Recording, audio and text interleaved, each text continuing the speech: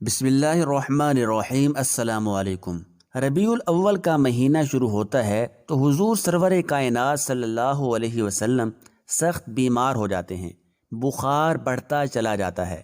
بدھ کا دن آ گیا، جس سوموار کو آپ صلی اللہ علیہ وآلہ وسلم دنیا سے رخصت ہوئے، اس سے پہلے والا بدھ آ گیا۔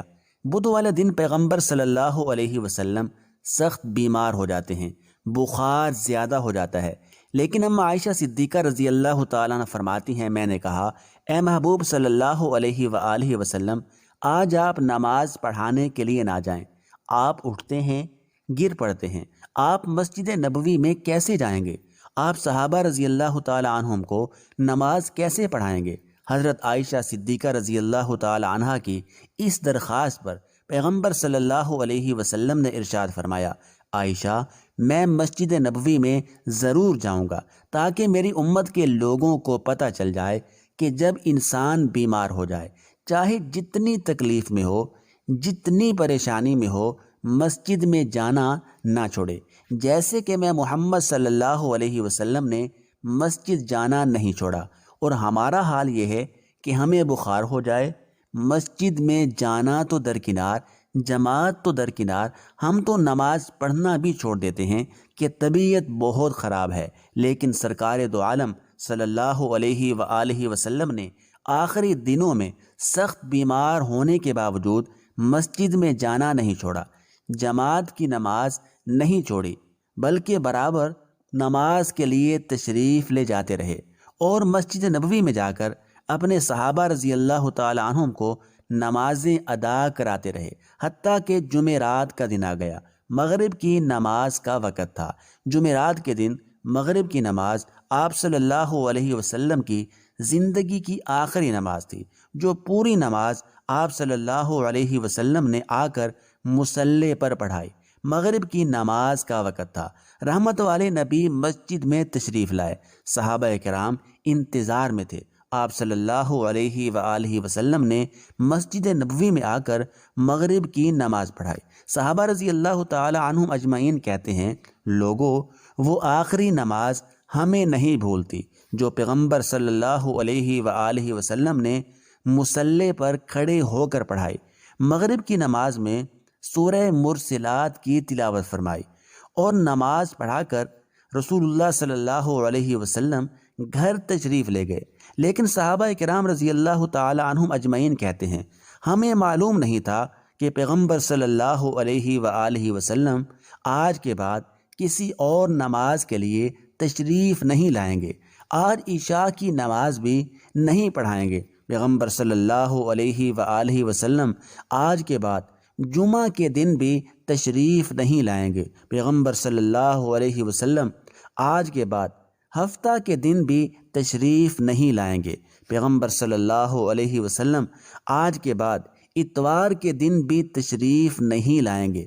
ہم تو اس امید میں تھے کہ ابھی پیغمبر صلی اللہ علیہ وسلم ٹھیک ہو جائیں گے، ابھی تکلیف دور ہو جائے گی، ابھی بیماری ختم ہو جائے گی۔ لیکن مغرب کی نماز پڑھانے کے بعد رحمت والے نبی صلی اللہ علیہ وسلم گھر تشریف لے گئے، عشاء کی نماز کا ٹائم ہو گیا۔ یہ کون سی رات ہے؟ جمعرات عشاء کی نماز کا ٹائم ہے۔ صحابہ رضی اللہ تعالیٰ عنہم مسجد نبوی میں بیٹھے ہیں، انتظار کر رہے ہیں، ہمارے نبی تشریف لائیں گے اور ہمیں نماز پڑھائیں گے۔ لیکن اما عائشہ صدیقہ رضی اللہ تعالیٰ عنہ کہتی ہیں کہ پیغمبر صلی اللہ علیہ وسلم جب مغرب کی نماز پڑھا کر گھر تشریف لائے، آپ صلی اللہ علیہ وسلم پر غشی طاری ہو گئی، آپ بے ہوش ہو گئے۔ ادھر صحابہ کرام رضی اللہ تعالی عنہم انتظار کر رہے ہیں، عشاء کی نماز میں کچھ دیر ہو چکی تھی، آپ کو ہوش آیا، ہوش آنے کے فوراً بعد آپ کو نماز کا خیال آیا۔ آپ صلی اللہ علیہ وسلم نے ارشاد فرمایا، کیا میرے صحابہ نے نماز پڑھ لی ہے؟ اما عائشہ صدیقہ رضی اللہ تعالیٰ عنہ فرماتی ہیں، بخاری شریف کی حدیث میں یہ الفاظ ہیں، ہم ینتظرونک یا رسول اللہ، اے اللہ کے رسول صلی اللہ علیہ وآلہ وسلم، صحابہ آپ کے بغیر کہاں نماز پڑھ سکتے ہیں؟ وہ تو بیٹھے ہوئے آپ کا انتظار کر رہے ہیں۔ اما عائشہ صدیقہ رضی اللہ تعالی عنہ کہتی ہیں کہ پیغمبر صلی اللہ علیہ وآلہ وسلم نے فرمایا، مجھے وضو کراؤ، میری تیاری کراؤ، میں جاؤں اور جا کر مسجد نبوی میں نماز پڑھاؤں۔ ہم نے وضو کرانے کا ارادہ کیا، پھر غشی طاری ہو گئی، بے ہوشی طاری ہو گئی، دوبارہ کافی دیر تک غشی رہی، بے ہوشی رہی، پھر ہوش آیا تو آپ پوچھتے ہیں کیا میرے صحابہ رضی اللہ تعالی عنہم نے نماز پڑھ لی ہے یا نہیں؟ میں نے کہا ہم ینتظرونک یا رسول اللہ، آقا صحابہ تو آپ کا انتظار کر رہے ہیں، آپ کے بغیر کیسے نماز پڑھ سکتے ہیں؟ آپ صلی اللہ علیہ وآلہ وسلم نے فرمایا، چلو مجھے وضو کراؤ، میری تیاری کراؤ، میں خود جا کر صحابہ کرام کو نماز پڑھاؤں گا۔ آپ صلی اللہ علیہ وسلم نے آنے کا ارادہ کیا، پھر بے ہوشی طاری ہو گئی۔ یہ تیسری مرتبہ بے ہوشی تھی۔ رات کا کافی حصہ گزر چکا تھا۔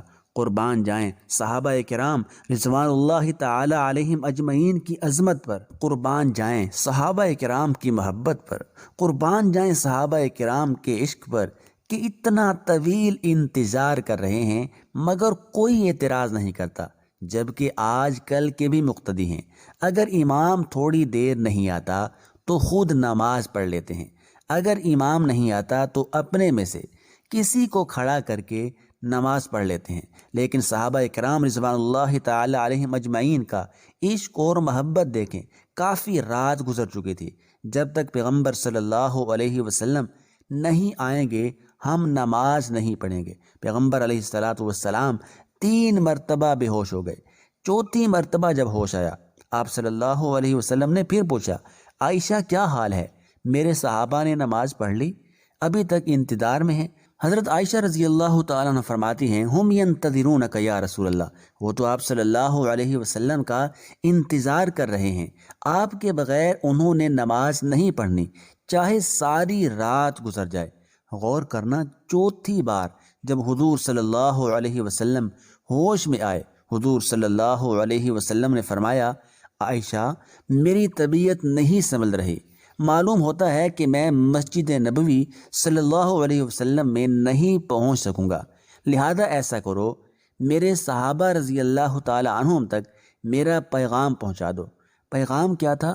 اما عائشہ رضی اللہ تعالی عنہ کہتی ہیں، میں نے کانوں کو متوجہ کیا، میں نے کہا ارشاد فرمائیں کہ کیا پیغام ہے؟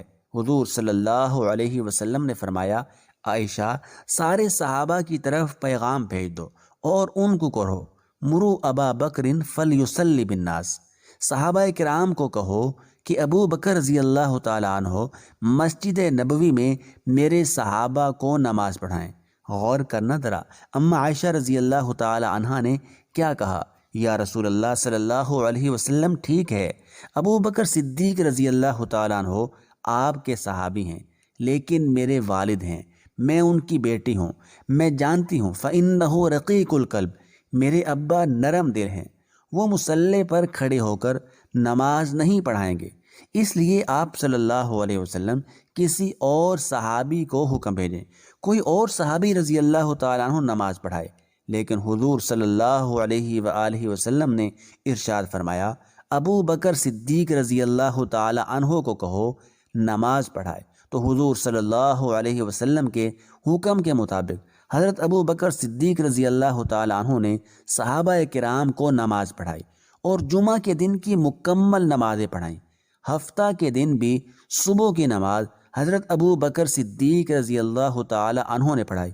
ہفتہ کے دن ظہر کی نماز کا وقت تھا، سرکار دو عالم صلی اللہ علیہ وسلم کو کچھ افاقہ ہوا، آپ نے کچھ آرام محسوس کیا، آپ نے ارشاد فرمایا، عائشہ میرا جی چاہتا ہے کہ میں مسجد نبوی میں جا کر نماز ادا کروں۔ اما عائشہ رضی اللہ تعالی عنہا عرض کرتی ہیں، یا رسول اللہ صلی اللہ علیہ وسلم، آپ کی طبیعت کتنے دنوں سے خراب ہے، آپ کے لیے اٹھنا بیٹھنا مشکل ہے، آپ سہارے کے بغیر چل نہیں سکتے، آپ کے جسم میں انتہائی کمزوری آ چکی ہے، آپ گھر ہی میں نماز پڑھ لیں۔ اس حالت میں سہارے کے ساتھ مسجد نبوی میں جا کر اپنی امت کو بتایا کہ ایسی حالت میں بھی مسجد میں جانا نہ چھوڑنا۔ 2 صحابہ رضی اللہ تعالی عنہما کو بلوایا گیا، حضرت عباس رضی اللہ تعالیٰ عنہ جو حضور صلی اللہ علیہ وسلم کے چچا ہیں، حضرت علی رضی اللہ تعالیٰ عنہ جو حضور صلی اللہ علیہ وسلم کے داماد ہیں، ان دو صحابہ کو بلوایا گیا۔ ان دونوں صحابہ کے کندھوں پر رحمت کائنات صلی اللہ علیہ وسلم نے اپنے دونوں ہاتھ رکھے، ایک ہاتھ ایک صحابی کے کندھے پر، دوسرا ہاتھ دوسرے صحابی کے کندھے پر، اور حجرے سے نکل کر مسجد نبوی کی طرف تشریف لے گئے۔ اور یہ دونوں صحابہ کہتے ہیں کہ جب آپ صلی اللہ علیہ وسلم نے ہمارے کندھوں کا سہارا لیا تو آپ صلی اللہ علیہ وسلم کے دونوں پاؤں درمیان میں گھسیٹتے آ رہے تھے۔ ایسی حالت میں آپ مسجد نبوی میں تشریف لائے، لیکن نماز کھڑی ہو چکی تھی۔ صحابہ کرام رضوان اللہ تعالی علیہم اجمعین کو معلوم نہیں تھا کہ آپ کو کچھ آرام اور افاقہ ہے۔ حضرت صدیق اکبر رضی اللہ تعالیٰ عنہ نماز پڑھا رہے تھے۔ رحمت کائنات صلی اللہ علیہ وسلم حجرے سے نکلے۔ حضرت ابو بکر رضی اللہ تعالیٰ عنہ نے نماز پڑھاتے ہوئے محسوس کیا کہ پیغمبر صلی اللہ علیہ وسلم تشریف لا رہے ہیں۔